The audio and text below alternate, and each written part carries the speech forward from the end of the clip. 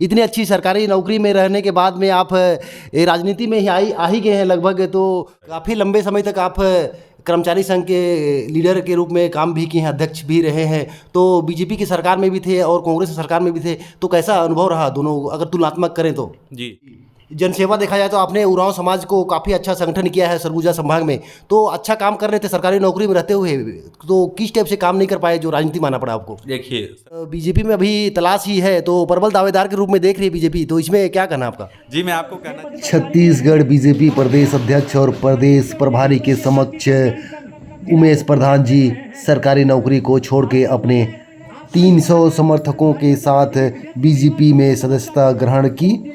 आइए उमेश प्रधान जी से बातचीत करते हैं, कैसा विचार रखते हैं बीजेपी में सदस्यता लेने के बाद।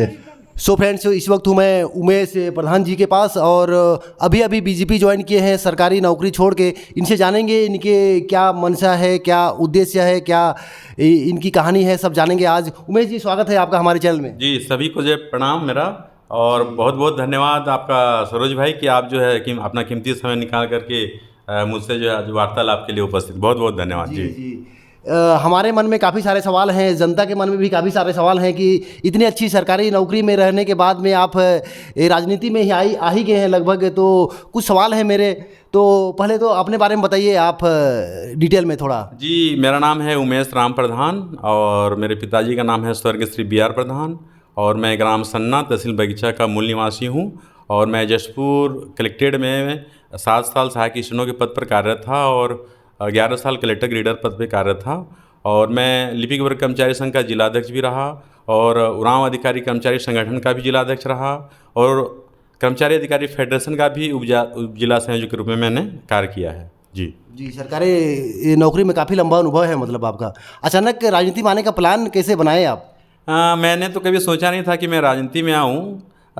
थोड़ा सा दुख होता है जब भारतीय जनता पार्टी का जब कार्यकाल था, हम बहुत ही जितने भी अधिकारी कर्मचारी हैं, चाहे महंगाई भत्ता का मामला हो या वेतन विसंगति का मामला हो, बखूबी से हमारी जो सरकारी थी भारतीय जनता पार्टी कार्यकाल में, विशेषकर महंगाई भत्ता को लेकर के कभी इन्होंने हमारे महंगाई भत्ता को रोकने का प्रयास नहीं किया, और हमने इसको लेकर कई बार आंदोलन किए, कई बार धरना दिए, लेकिन हमारी मांगों का कोई निराकरण होता नज़र नहीं आया।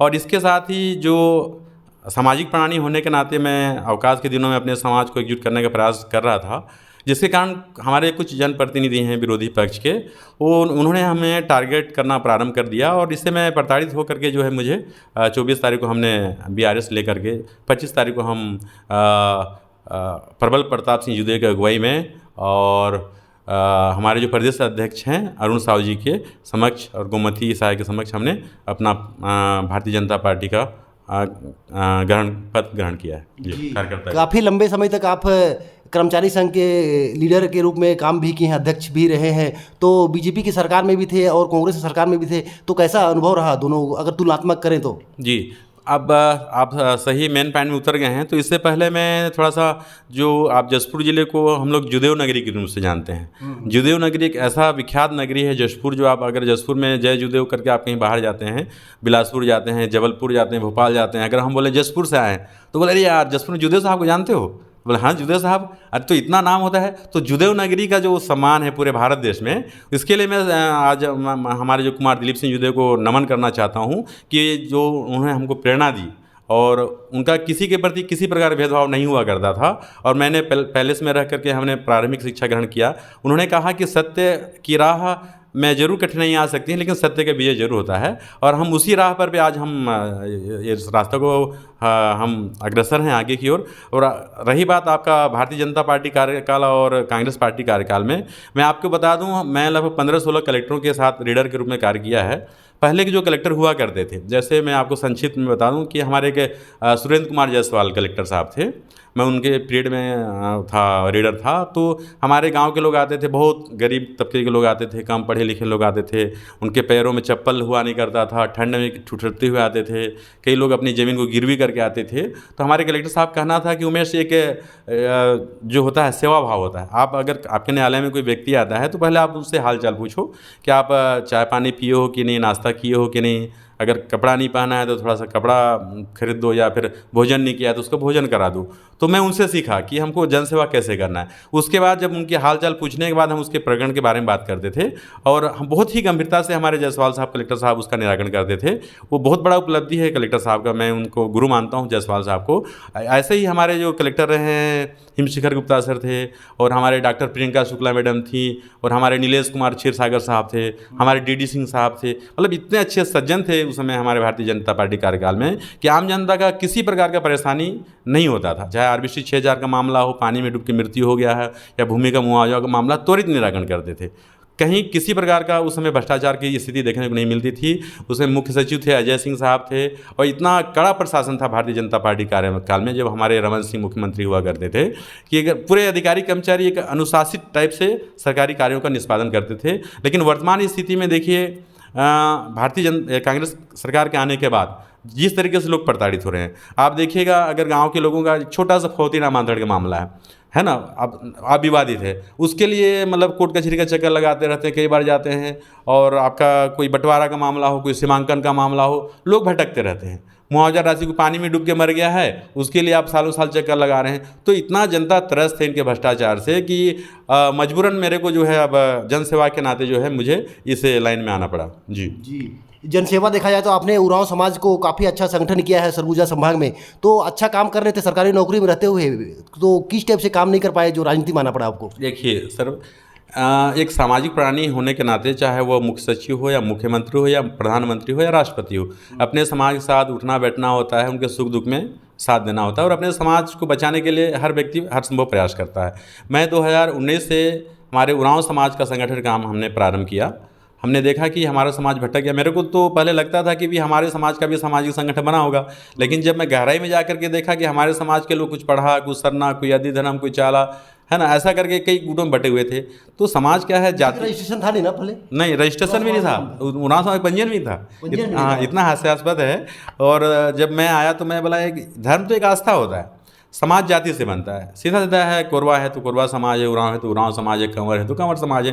फिर हमने सामाजिक संगठन के लिए शुरुआत किया, उरांव तो उरांव समाज के नाम से। हमने एक एक गांव गया, हर गांव में 10 लोगों का संगठन बनाया, इसको लेकर के मतदाता सूची बनाया, फिर उसका हम निर्वाचन कराए। आज हमारे सभी गांव में उरांव समाज के अध्यक्ष हैं, ब्लॉक अध्यक्ष हैं, जिला अध्यक्ष हैं। ये काम पूरे गाँव में है।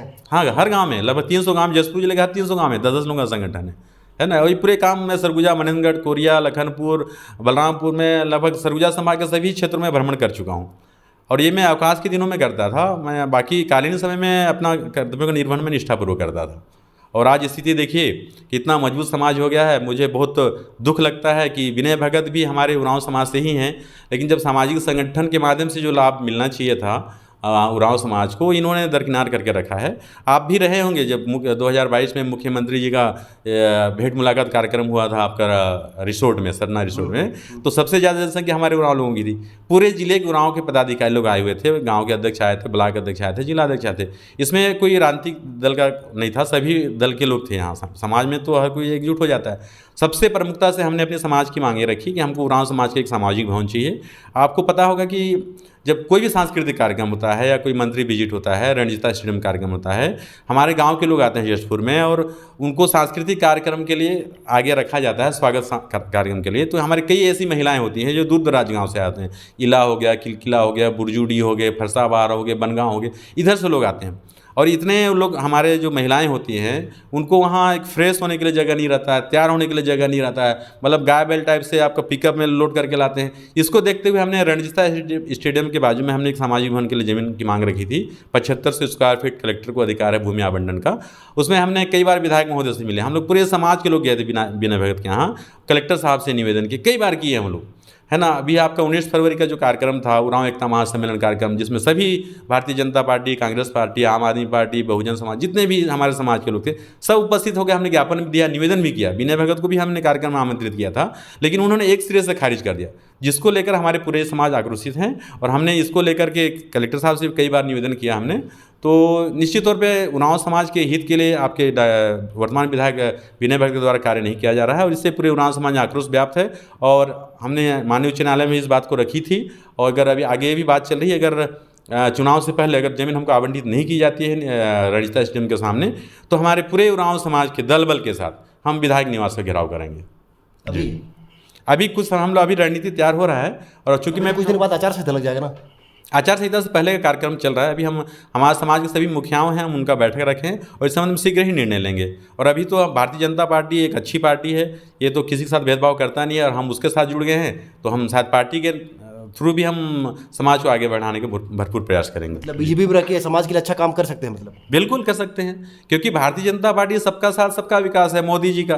किसी के साथ भेदभाव नहीं होता है, कोई धर्म के मामले में इनका भेदभाव नहीं है, ना कोई जाति के मामले में भेदभाव नहीं है। इतनी अच्छी पार्टी है, विश्व की सबसे मजबूत पार्टी है भारतीय जनता पार्टी, पूरे जनताओं की पार्टी है। आप देखेंगे जब से हमारे माननीय प्रधानमंत्री जी प्रधानमंत्री बने हैं, आपका सर्जिकल स्ट्राइक का मामला हो, आपका विश्व में जो छाप छोड़ी है भारतीय जनता पार्टी ने, विश्व में भी विश्वव्यापी पार्टी अभी भारतीय जनता पार्टी है। निश्चित तौर पे सब बोलते भी हैं कि एक अकेला भारी पूरा मोदी जो है पूरे विपक्ष पे पड़ रहा है। ये कारगर साबित होगा, और आगामी लोकसभा चुनाव में भी भारी मतों से हमारा नरेंद्र मोदी जी आएंगे। जी।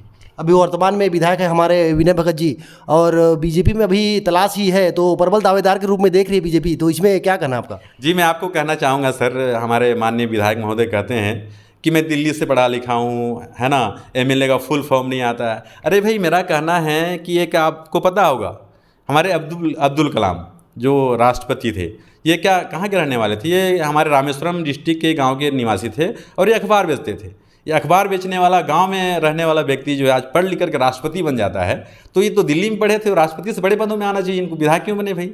इनको तो आईएएस का तैयारी कर रहे थे, मेरे को पता चला कि तो आईएएस में भी कई बार कामयाब नहीं हो पाए, तो फिर वापस आ गए। किस्मत था पिछले बार कि आपका हमारे प्रदीप दीवान साहब कई कैंडिडेट खड़ा हो गए, तो इनको चुनाव जीत गए गलती से, है ना। लेकिन पढ़ा लिखा होना और जो ज़मीनी लेवल से काम करना आदमी आजकल, आप देखेंगे, आप कल्याण आश्रम को देख लीजिए। कल्याण आश्रम की जब शुरुआत हुई थी, बहुत गांव उस समय स्कूल हुआ नहीं करता था, पूरे गांव के लोग कल्याण आश्रम आते थे, पढ़ते थे आश्रम की सेवा भावना से। आज वो आश्रम में पढ़े लिखे लोग बड़े बड़े पदों में आसीन हैं। आप तुलना कर सकते हैं, तो गाँव से पढ़ के इतना बड़ा नहीं बन रहा भाई, तो हम दिल्ली पे क्यों जाते हैं भाई? हमारे कई लोग हमारे आपका गोमती साय को लेकर चलिए, गोमती साय आप हमारे जसपुर जिले के रहने वाली हैं, और ये अभी सांसद भवन में बैठ रही हैं। बड़े बड़े हमारे दिग्गज नेता हुए हैं, हमारे कुमार दिलीप सिंह जो मंत्री भी रहे हैं, तो नंद कुमार साय जी को भी ले चलिए, वो भी हमारे ग्रामीण क्षेत्र के रहे। विनय भगत बड़े पदों में आसीन रहे, तो पढ़ा लिखा उम्मीदवार कहना ये तो हास्यास्पद है। जी, तो अभी बीजेपी प्रबल दावेदार के रूप में देख रही है, अगर विधायक प्रत्याशी बनाती है तो लड़ना चाहेंगे चुनाव? नहीं, देखिए, मैंने अभी पार्टी ग्रहण किया है, और ये पार्टी तय करती किसको टिकट देना है, क्या देना है। हम तो केवल पार्टी को मजबूती दिलाना चाहते हैं, और मैं चाहता हूं कि पूरे भारत देश में जहां तक मेरे आने के बाद मेरा प्रयास रहेगा कि जसपुर जिले का जो भारतीय जनता पार्टी जो संगठन है, उसको मैं इतना मजबूत संगठन बनाने का प्रयास करूंगा। हमारे वरिष्ठ जो मार्गदर्शन है, उनके निर्देशन में हम इनको एक तरीका बताएं संगठन कैसे बनाया जाता है। एकजुट होकर काम करना है, किसी के साथ भेदभाव नहीं करना है, हमको सबको लेकर चलना है। हम उसके लिए एक कार्य योजना तैयार करेंगे, और निश्चित तौर पर हमारा भारतीय जनता पार्टी जसपुर में बहुत ही मजबूत पार्टी बनेगा। जी, तो अभी बीजेपी में रह के अच्छे से काम कीजिए, फिर उरांव समाज को संगठन करने में कर ही रहे थे, बाकी कर्मचारी थे उस समय। अभी बीजेपी में आने के बाद पता नहीं कर पाएंगे नहीं कर पाएंगे ऐसा। अब तो सर मेरा हाथ खुल गया है। अच्छा, अब मेरे को तो डर नहीं है। दबाव था मतलब? पहले दबाव था, प्रशासनिक दबाव था। अगर मैं कुछ काम करता था तो भाई विधायक का कलेक्टर को आता था दबाव, भाई आपके रहते उमेश प्रधान गाँव घूम रहा है, दौरा कर रहा है। मैं आज तक तो गाँव में जाके पॉलिटिकल का बातें नहीं किया, केवल समाज को एकजुट करने के बाद। और गाँव में गया भी हूँ तो केवल अपने समाज के बीच गया हूँ। तो अपने समाज के बीच जाने से अगर किसी सिविल सेवा आचरण नियम का उल्लंघन होता है तो कार्रवाई किया जा सकता था। लेकिन इनके द्वारा पहले देखिए कुनकुरी ट्रांसफ़र कराया गया था, वहाँ पद ही नहीं था मेरा, है ना। फिर अनावश्यक, उसके बाद मैंने हाई कोर्ट गया, हाई कोर्ट से इनका ट्रांसफर ऑर्डर भी निरस्त हो गया। उसके बाद इन्होंने क्या किया, फिर मैं अनवरत कार्य अपना जारी रखा, क्योंकि भाई 2 दिन का ज़िंदगी है, कुछ करके जाओ, मेरा सोचना है। तो मैं अपना कार्य अनवरत रखा। तो इन्होंने क्या किया, हमको स्थानीय निर्वाचन में तो बैठा के रखे थे लूप लाइन में। वहाँ अनावश्यक, मेरे यहाँ तो बहुत लोग गांव से आते थे, कभी बलरामपुर से आते थे, लखनपुर से, छोटे छोटे काम मामलों में आते थे कि उनकी ज़मीन में कब्जा कर लिया है, कि उसका काम नहीं हो रहा है, तो मैं उनका आवेदन बना देता, उनका सहयोग करता था, भीड़ तो होती थी मेरे पास। तो इससे थोड़ा सा लगा, सोशल मीडिया में थोड़ा एक्टिव हूँ मैं। तो इन्होंने क्या किया कि मेरे को अनावश्यक शोकाज नोटिस जारी करना प्रारंभ करा दिए हमारे विधायक महोदय, कि आप जो कारणीन समय में मुख्यालय में नहीं रहते हैं। तो भाई कारणीन समय में कब मुख्यालय में नहीं हूँ, आपको तिथि बताना पड़ेगा ना। उसमें ये भी आरोप लगाया गया है कि आप मुख्यालय में नहीं रहने से समय सीमा में निर्वाचन की जारी निर्वाचन आयोग को नहीं भेज जाती है। तो कौन सी जानकारी मेरे मुख्यालय में नहीं रहने से निर्वाचन आयोग को भेजेगी, इसका उल्लेख करना चाहिए आरोप पत्र में। तो बिना मैं जवाब देने के बाद भी उन्होंने सीधे आरोप पत्र संस्थित कर दिया मेरे विरुद्ध में, फिर विभाग की जांच का आरोप मतलब ऐसा करने लगे। उसके बाद इसके इन्होंने क्या किया, हमारा पत्थलगांव ट्रांसफ़र करा दिए, है ना। अब इसके बाद फिर मैंने कहा भी चलो असल तकलीफ है, अगर निर्वाचन आ रहा है, अगर उमेश प्रधान को लेकर के तकलीफ है तो आप मेरा अंबिकापुर ट्रांसफ़र करा दीजिए, है ना। तो मैं अंबिकापुर के लिए निवेदन भी किया था। तो उसके बाद इन्होंने क्या किया, कहीं ना कहीं विधायक महोदय का रोल है मेरे को परेशान करने के उद्देश्य से, तो मेरा ये लोग सूरजपुर ट्रांसफ़र करा दिए। तो एक शासकीय कर्मचारी, एक मैं छोटा आदमी हूँ, लिपिक वर्ग कर्मचारी था, और एक विधायक है, विधायक को एक लिपिक कर्मचारी से द्वंद्व लेना या द्वंद्व युद्ध करना अशोभनीय है। इनको तो बड़े बड़े दिग्गजों से लड़ना चाहिए, रमन सिंह से लड़ना चाहिए, हमारे माननीय अरुण साहु से लड़ना चाहिए, जो विपक्ष के नेता हैं उनसे लड़ना चाहिए, उमेश प्रधान से लड़ाई सब इनको लगता है कि सबसे ज़्यादा डर इनको राजनीति अगले जगत में उमेश प्रधान से है जी। इसीलिए परेशान कर किया करते थे ना। जी जी, बहुत परेशान सर। और दूसरा भ्रष्टाचार बहुत चरम सीमा में है। आपको मैं बता दूं, एक छत्तीसगढ़ शासन का ही निर्देश है राजस्व विभाग का, जैसे हम 74-75 में जो गरीब हैं, जो भूमिहीन कृषक हैं, उनको हम लोग बंटन में ज़मीन दिए थे, पहले वाली जो सरकारें थी, कि उनका जीविकापार्जन के लिए हम बंटन, ताकि वो उससे जीविकापार्जन कर सके। उसमें शासन से निर्देश आया था, शासकीय पट्टे से प्राप्त भूमि उसमें लिखना था अहस्तांतरणीय, मतलब शासकीय पट्टे जो भूमि हम किसी को दिए हैं उसका हस्तांतरण नहीं किया जा सकता, है ना, किसी भी रीति में। भारतीय जनता पार्टी कार्यकाल में कोई भी कलेक्टर ऐसा परमिशन जारी नहीं करता था। अभी देखिए इतना भ्रष्टाचार बढ़ गया है, जब मैं वहाँ से रीडर से हटने के बाद मेरे को पता चला कि जो भूमिहीन कृषकों को हम 10-15 एकड़ जो ज़मीन देकर रखे थे उनको जीविकापार्जन के लिए, धड़ाधड़ परमिशन जारी किए हैं। आप ऑनलाइन, राजस्व न्यायालय का प्रकरण ऑनलाइन अभी रिकॉर्डेड है, आप 21 हेड में जाकर के दे सकते हैं, धारा 165(7) में इसका प्रावधान है। कलेक्टर जो है अनदेखा, मतलब उसको ये भी नहीं देखा कि जो जीविकापार्जन के लिए हम गरीबों को ज़मीन दिए हैं, आप सीधे उसका पेट में लात मारे उसका ज़मीन को बेच रहे हो, और जो भूमि माफिया हैं वो पूरे ज़मीनों का हड़प लिए, आज वो लोग रोड में आ गए हैं। ये भ्रष्टाचार हो रहा है। दूसरी बात क्या है, नजुल जमीन का मामला को देख लीजिए आप। भाई कोई भी शासन की जो योजनाएं होती हैं, जैसे आपका अस्पताल बनाना है, स्कूल भवन बनाना है, या कोई भी शासकीय भवन बनाना है, तो उसके लिए सरकारें शासकीय ज़मीन को बचा के रखती है ना। आप देखोगे अभी ये भूमि व्यवस्थापन का इन्होंने नियम अभी पारित किया है कांग्रेस सरकार ने।